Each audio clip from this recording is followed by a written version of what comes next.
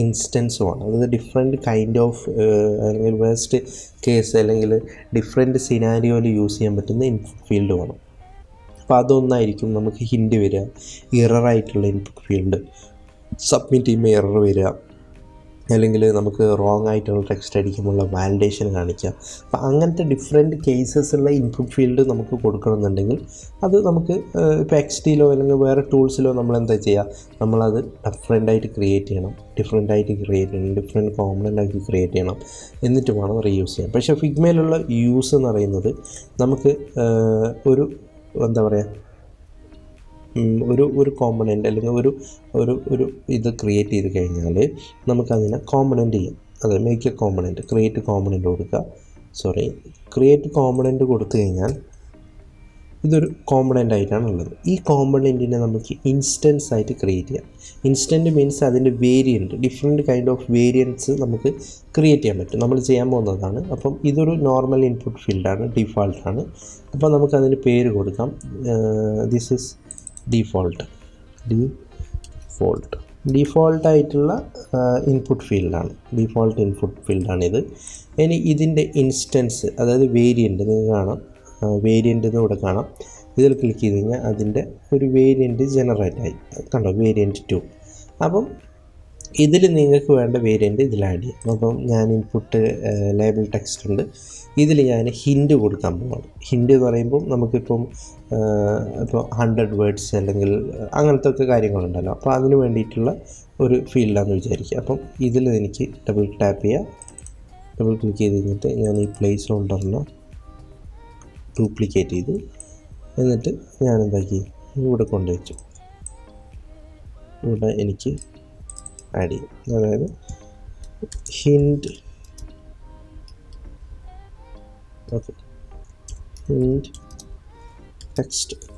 Text ആണ്. അത് പൊതുവേ ചെറിയ ഫോൺ സൈസ് മതി, ഒരു 12 ഒക്കെ മതിയാവും, 10 മതി. ഓക്കെ, 10 ഞാൻ പ്ലേസ് ചെയ്തിട്ടുണ്ട്. അതിൻ്റെ പാഡിങ് ഒക്കെ ഒന്ന് ചെക്ക് ചെയ്യാം നമുക്ക്.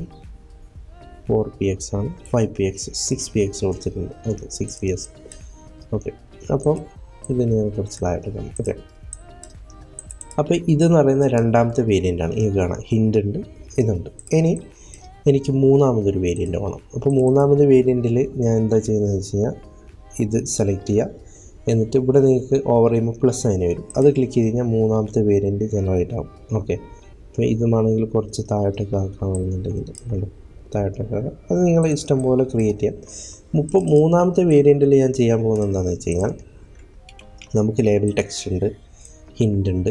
ഇപ്പം ഒരു റോങ് ആയിട്ടുള്ള ഒരു എൻട്രി പാസ് ചെയ്ത് കഴിഞ്ഞാൽ നമുക്കതിൻ്റെ എങ്ങനെയാണ് വേരിയൻ്റ് നോക്കാം. അതായത് ഞാൻ റെഡ് കളറാണ് കൊടുക്കുന്നത്, ഒരു റെഡിഷ് ആയിരിക്കും എൻ്റെ ഫോം വരിക. ഹിൻഡ് റോങ് ടെക്സ്റ്റ് അല്ലെങ്കിൽ എറർ ടെക്സ്റ്റ് ഉണ്ട്, അത് റെഡ് കളറിലായിരിക്കും. ഇപ്പോൾ അത് ഞാൻ എന്താക്കുന്നു, റെഡ് ആയിട്ടുള്ള കളർ ഫില്ല് ചെയ്തു. അതിൻ്റെ ഓപ്പാസിറ്റി എനിക്ക് റിവേർട്ട് ബാക്ക് ചെയ്യണം. അപ്പോൾ ഓപ്പാസിറ്റി 23 കിടക്കുന്നത്. ഇനി നിങ്ങൾക്ക് തിരിച്ച് 100% ആവണമെന്നുണ്ടെങ്കിൽ ജസ്റ്റ് 0 പ്രസ് ചെയ്ത് കഴിഞ്ഞാൽ 100%ലേക്ക് ഓപ്പാസിറ്റി മാറും. ഓക്കെ, അപ്പോൾ 100%. അപ്പോൾ ഇവിടെ എന്താണോ ടൈപ്പ് ചെയ്യുന്നത് അതിൻ്റെ എററായിട്ടുള്ള ഒരു ഇൻസ്റ്റൻ്റാണിത്. അപ്പം എന്ത് ചെയ്യുമ്പോൾ അതിന് നെയിം ചെയ്ത് പോവാം. അപ്പോൾ നമുക്ക് ഡിഫോൾട്ട് ഉണ്ട്, പിന്നെ അതിൻ്റെ ഉള്ളിലത്തെ സെക്കൻഡ് വേരിയൻ്റ് ഉണ്ട്. സെക്കൻഡ് വേരിയൻ്റ് എന്ന് പറയുന്ന input with help text, help രണ്ടാമത്തത്. മൂന്നാമത്തെന്ന് പറയുന്നത്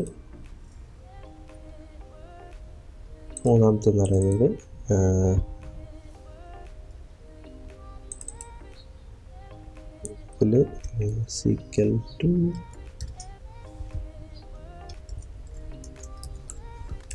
ഇത് വേരിയൻറ്റ് 2 ആണ്, അതുകൊണ്ടാണ് വേരിയൻറ്റ് 2 എന്നിട്ടത്. അപ്പോൾ വേരിയൻറ്റ് 2, ഇത് വേരിയൻറ്റ് 3 ആണ്. വേരിയൻറ്റ് 3ൽ വരുമ്പോൾ അതായത് ഈ സീക്വൽ ടു വേരിയൻറ്റ് എന്ന് പറയുന്നത് മസ്റ്റാണ്. അതിനെ ബേസ് ചെയ്തിട്ടായിരിക്കും നമുക്കത് സെലക്ട് ചെയ്യാൻ പറ്റുന്നത്. ഓക്കെ, അപ്പം 2. അപ്പം വേരിയൻറ്റ് 3 എന്ന് പറയുന്നത് നമുക്ക് എറർ മെസ്സേജാണ്. അപ്പം വേരിയൻറ്റ് 3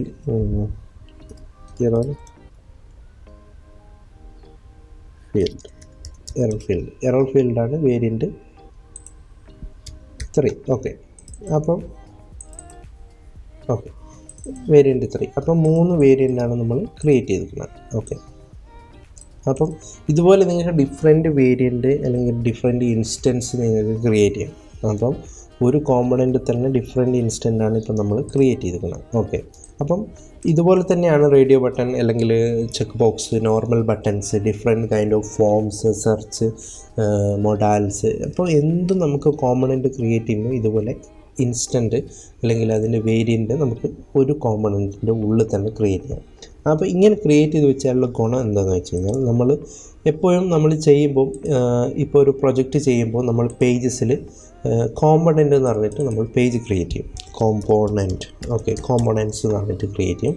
ഈ കോമ്പോണൻറ്റ്സ് എന്ന് പറയുന്നതായിരിക്കും ഇത്. ഈ കോമ്പണൻറ്റ്സ് മാത്രമായിരിക്കും നമ്മൾ ഈ പേജസിൽ ബിൽഡ് ചെയ്ത് വെക്കുന്നത്. ഡിഫറെൻറ്റ് കൈൻഡ് ഓഫ് കോമ്പണൻറ്റ്സ് ബിൽഡ് ചെയ്യും. ഇനി നമുക്ക് UI ചെയ്യുന്ന ടൈമിൽ നമ്മളിപ്പം UI സ്ക്രീൻ, ഇപ്പം ഹോം സ്ക്രീൻ എന്ന് പറഞ്ഞിട്ടുള്ള UI എന്ന് വെച്ചോ, അല്ലെങ്കിൽ UI സ്ക്രീൻ എന്ന് പറഞ്ഞിട്ട് UI സ്ക്രീൻസ് ആയിരിക്കും. ഇപ്പോൾ UI സ്ക്രീൻസിലേക്ക് വരികയാണെങ്കിൽ ഓക്കെ, UI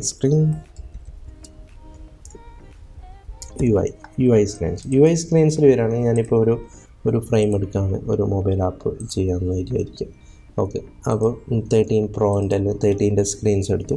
അപ്പോൾ ഇതിലെനിക്കൊരു ഫോം ബിൽഡ് ചെയ്യണം. അപ്പോൾ ഫോം ബിൽഡ് ചെയ്യണം നമ്മൾ എന്താക്കുക, നോർമലി നമ്മൾ ഇപ്പോൾ XDയിലായിക്കോട്ടെ വാട്ടെവർ അതർ ടൂൾസിൽ നമ്മൾ ഫോം ഇതുപോലെ ഡിസൈൻ ചെയ്യും. ഫോം നമ്മൾ ആ രീതിയിൽ ക്രിയേറ്റ് ചെയ്ത് ഇങ്ങനെ പോകും.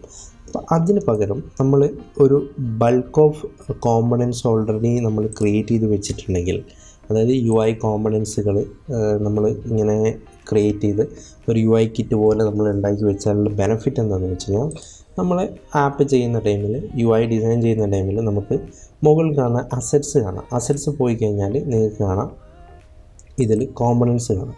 കണ്ടോ, ഡിഫാൾട്ട് ടെക്സ്റ്റ് ലേബൽ നമ്മൾ ക്രിയേറ്റ് ചെയ്ത കോമ്പണൻസിൻ്റെ ലിസ്റ്റ് അസറ്റ്സിൽ വന്നിട്ടുണ്ടാവും.